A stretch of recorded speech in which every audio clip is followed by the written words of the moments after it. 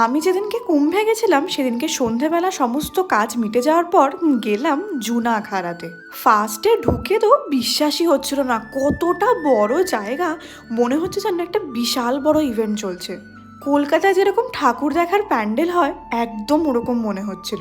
প্রচুর লোকের ভিড় তো ছিলই, আর এই যে বিশাল বড় আশ্রমটা, ওটাও কিন্তু বানানো। কি সুন্দর দেখেছো ভেতরের আর্কিটেকচারগুলো। আমাদের তো ওই দিন যেতে যেতে সন্ধে হয়ে গেছিল। শুনলাম নাকি সকালের দিকে এখানটা আরো ভালো লাগে, আরো অনেক কিছু হয়। জায়গাটা এতটাই বড় ছিল যে আমাদের ঘুরে দেখতে বেশ খানিকক্ষণ সময় লেগেছে। এবার তো বাড়ি ফিরবো। রাস্তায় যেতে যেতে এরকম কত জায়গা দেখলাম। আর এই লম্বা লাইনটা কিসের বলো তো? এখানেও ভান্ডারা ছিল। যাওয়ার সময় এই মন্দিরটাও দেখলাম, লাইটিংটা খুব সুন্দর লাগছিল। আর ওই যে দূরে দেখতে পাচ্ছ আলোর মেলা, ওটা কিন্তু সঙ্গম। সব মিলিয়ে দিনটা ভালোই কাটলো, আর হেক্টিকও। বাড়ি এসে ডিনার করে ঘুম।